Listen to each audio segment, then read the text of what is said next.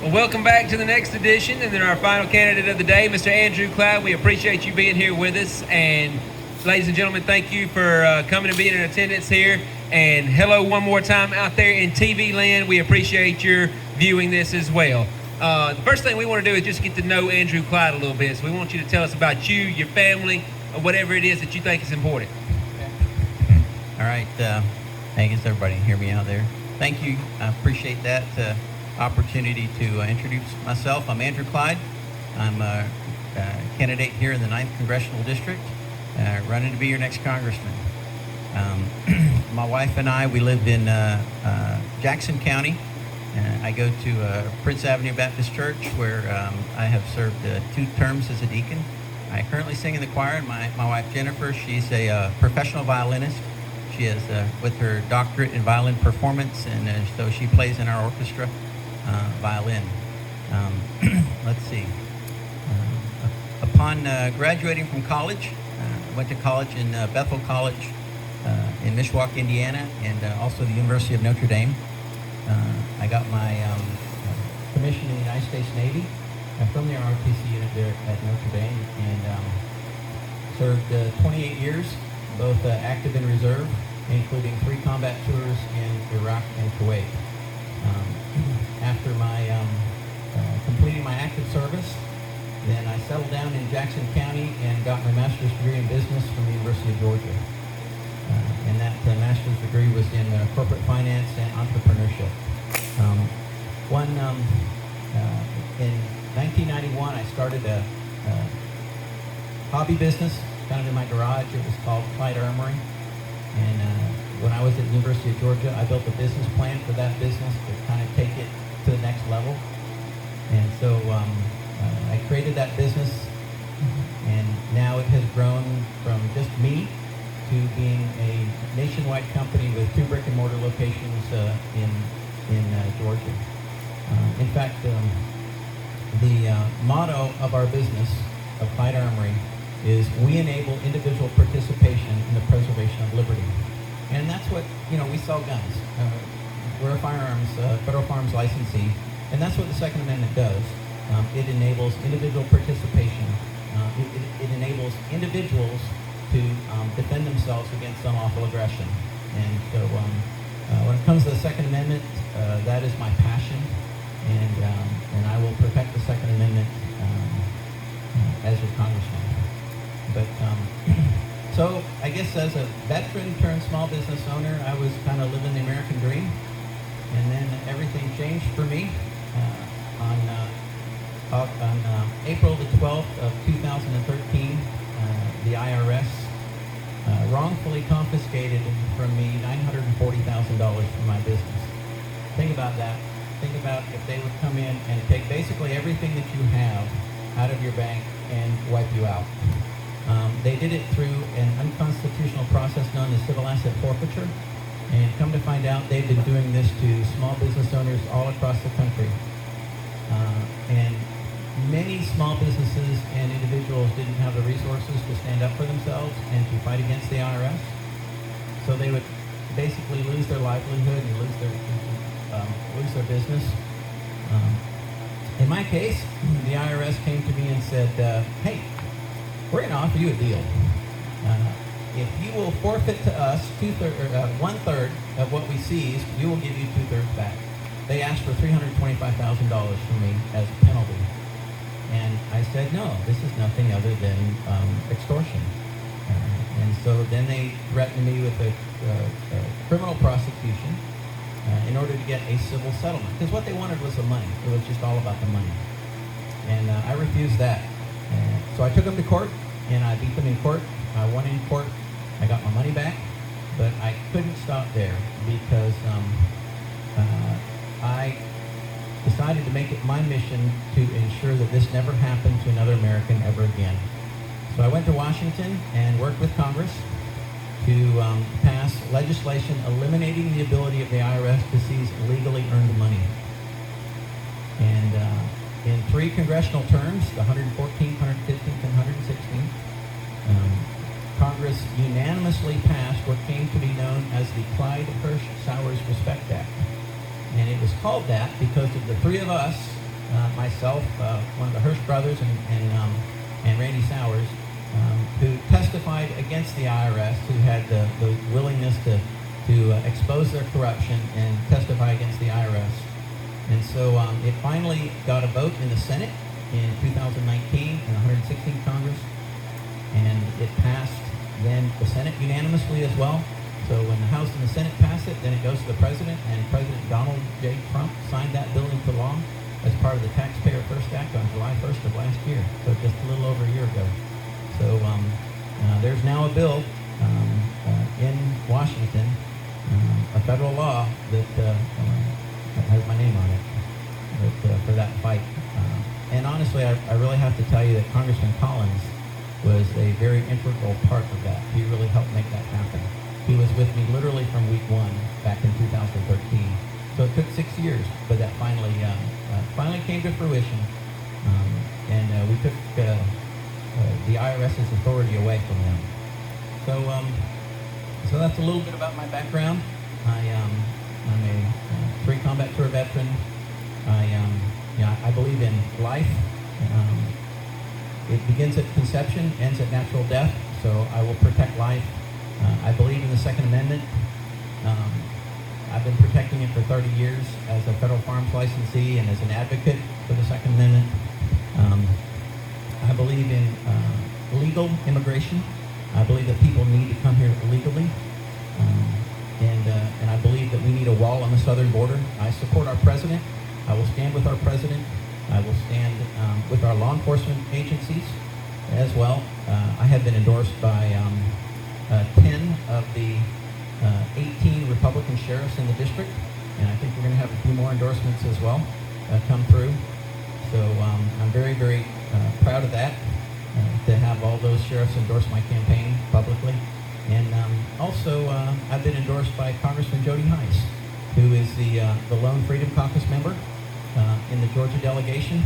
And he basically, one of the things he said about me was that, as a private citizen, Andrew Clyde has done more to forward the cause of freedom and liberty than most elected officials do in their entire time in office. Simply because of my fight with the IRS and the ability to actually fight and win. That's kind of my story and where I stand. I want to represent the people in 9th District. I want to take on big government because I've done it. I've experienced the brutality of it, and so I think I have what it takes not to back down from the challenge of taking on big government.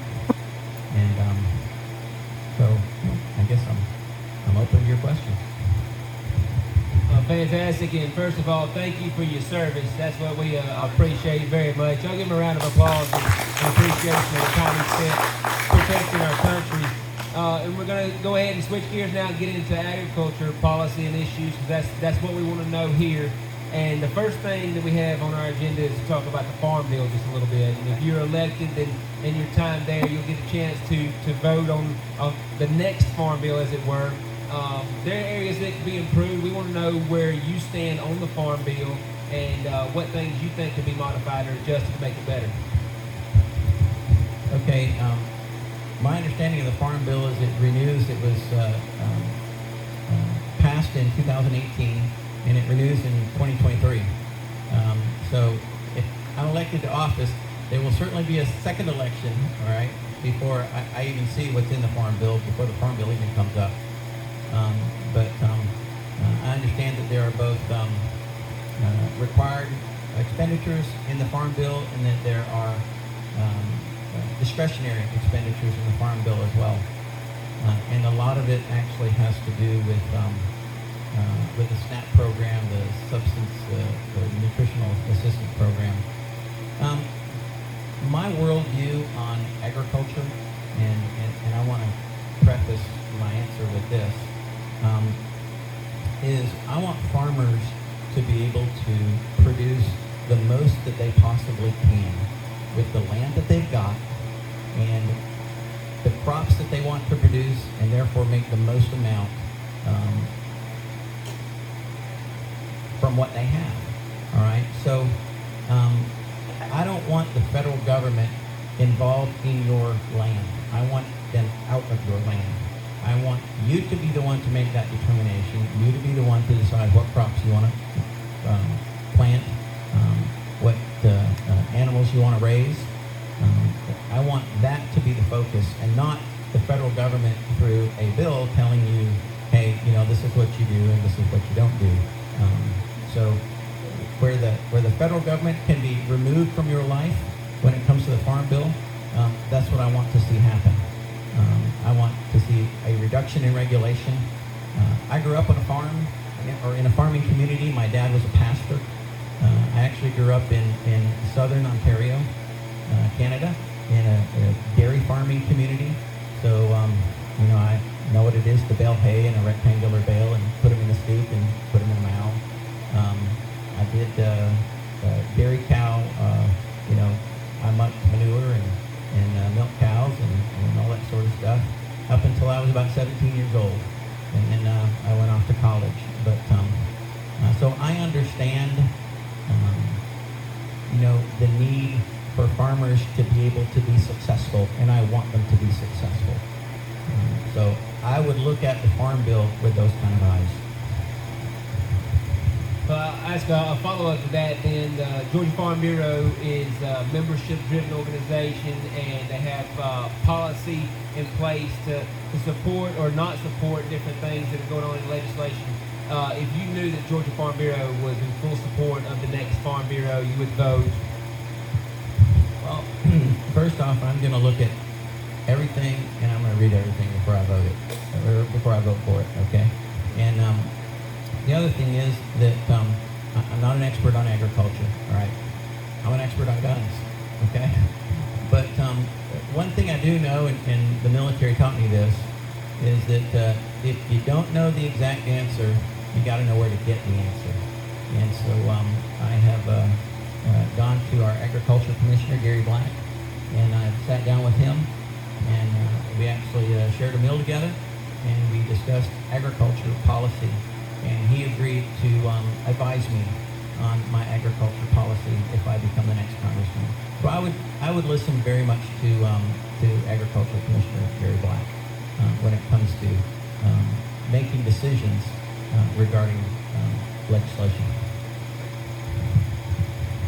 All right, we'll move on to the subject of trade now, and that's been something that's been heavily talked about the last probably 18 months in America, and some things have happened that have been very positive. There's also been some hardships at times with imposed tariffs and that type of thing. If you get elected, how are you going to make sure that our trade partners hold up their end of the bargain? How are you going to make sure that the playing field stays equitable and that everyone has a fair shake? Okay, when it comes to making sure that our trade partners hold up their end of the bargain, I'm with President Trump. I think that he has done a great job. He's a hardball negotiator, and I like that because as a businessman, I tend to be a hardball negotiator too.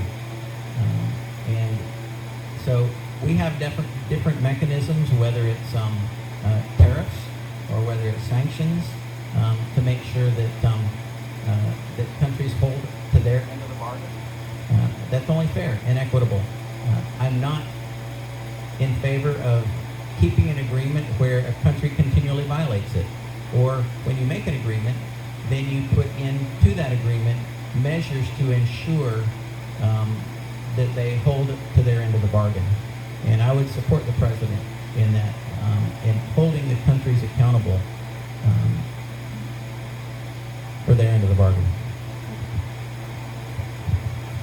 And staying kind of on trade, you know about the United States Mexico-Canada agreement, and that's been very good for farmers at large in Georgia. The only problem with that has been the lack of an anti-dumping portion of that in terms of fruits and vegetables and the farmers that are heavily rely on those as a source of income. How would you remedy that? What could you do moving forward with that particular part? Well, I think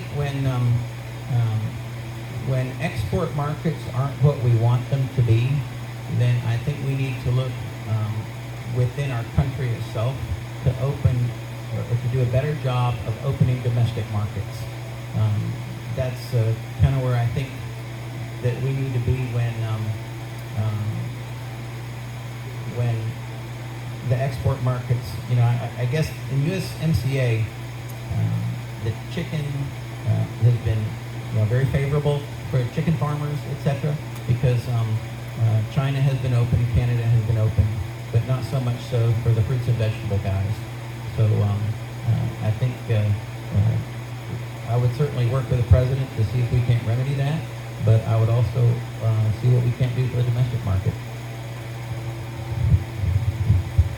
And move on to the subject of ag labor, and you mentioned in your introduction some of your thoughts on immigration and making sure that was the most efficient and practical system. H-2A is what we're working with now, and it is not the most efficient or practical system, but ag labor from immigrant sources is certainly necessary, and the 9th District is something we rely on as well.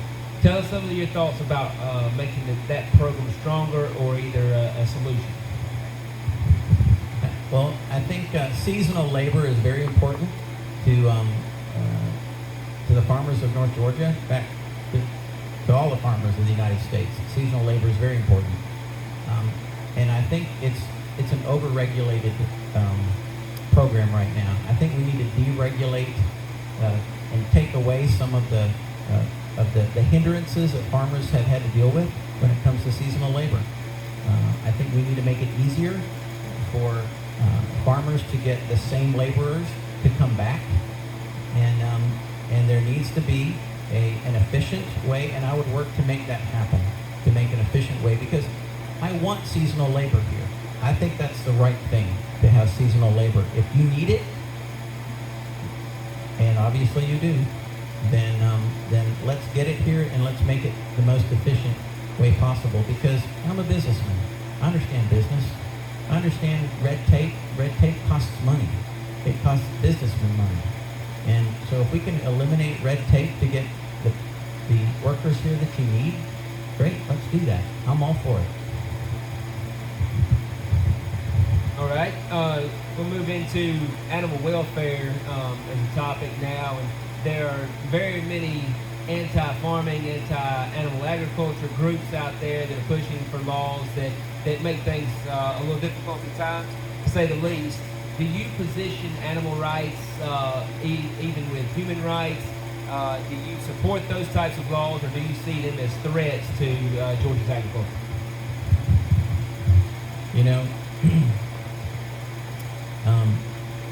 I guess I should go back to the book of Genesis, where God put man in charge of the animals. And animals are not equal to mankind. It doesn't work that way. I guess it would be probably pushed by PETA. I don't see that. That's not my worldview, ladies and gentlemen. My worldview is that, we will treat animals, decently and correctly, all right? But they're not human beings, all right? They don't have souls. But animals are there for the benefit of humankind, and that's the way it needs to be. All right, thank you for that. And we're going to move to the audience submitted portion of our conversation now. And Trip Coco's going to ask us questions. First one, Clean Water Act. Would you support an expansion of the Clean Water Act to all the waters of the U.S.? Meaning, would you support federal jurisdiction of all our nation's waterways? Absolutely not. I think that would be the biggest debacle of our history, short of, getting rid of the Second Amendment and getting rid of life. But no, the federal government does not need to be expanding the program, Clean Waters of the United States. In fact, it needs to be deregulating the program. That would be my commitment. And that would be my commitment to you, absolutely. Would you support elimination of the federal estate tax? You mean the death tax? Yeah. Absolutely. I would support eliminating the death tax. we pay taxes, and the money that we have, we've all paid taxes on, right? So if I want to give that in the form of land, or in the form of a bank account, or in the form of whatever form it is, to my future generations, I should have the right to do that. And the government should not be taxing that. I'm simply passing down what I have earned to them. That's the right thing. For the government to tax it is the wrong thing. All right, well, based on your background and what you've already told us, this one's going to be really hard. What are your thoughts on gun controls? Well, my thoughts on gun control is I generally hit what I aim at.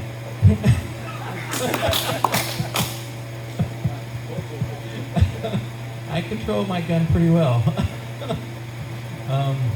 Seriously. Well, actually, no, that is serious. I do. But we need to take back what we've lost.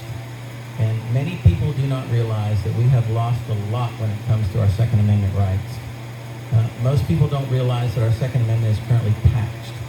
It has been, and that's been the way since the Revenue Act of 1918, which instituted a 10% tax on firearms. It changed to the Robinson-Pittman Act of 1937, I think it was, and that is now an 11% tax on rifles and ammunition and a 10% tax on pistols. You don't see that as a general citizen.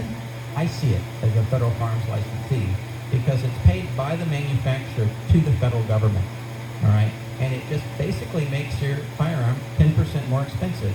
But think about it. Owning a firearm is a constitutional right.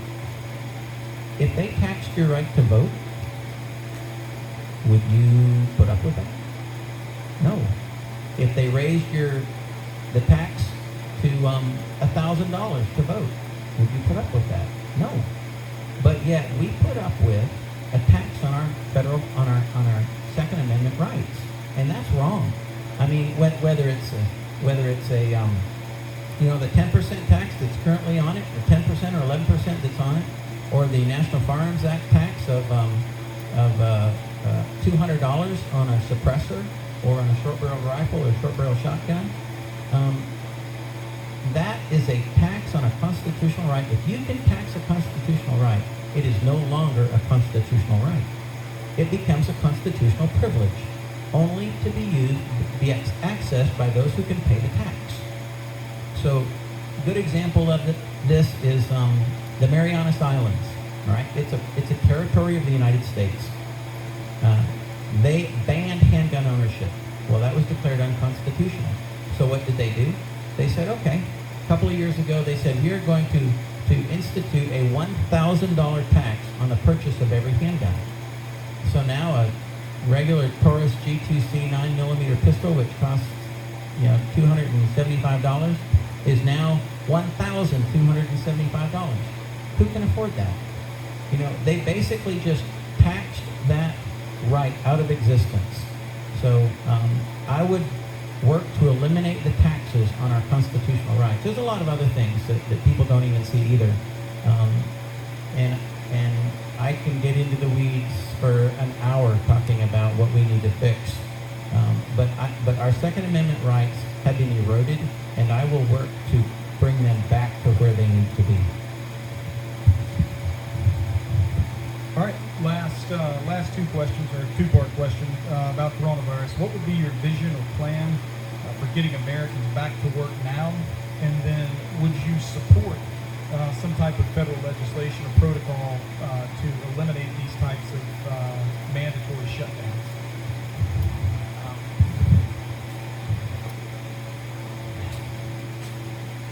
I think mandatory shutdowns do more harm than they do good.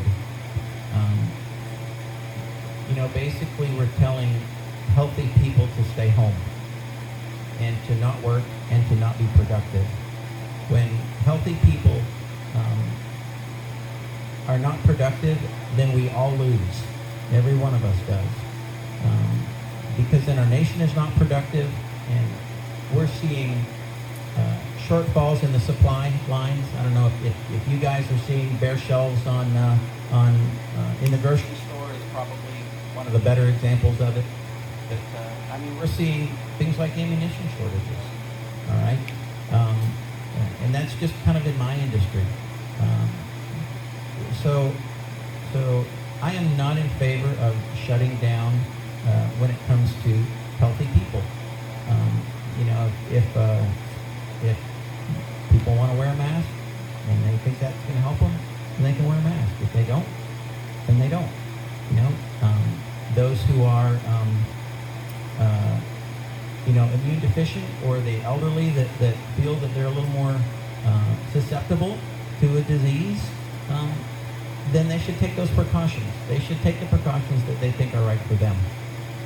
There is no pandemic exception in the Constitution of the United States. And we got to remember that. We should not give up essential liberty for perceived safety, because when we do that, we will have neither safety nor liberty. Very good. Andrew, Clyde, we appreciate you being with us. Give him a round of applause.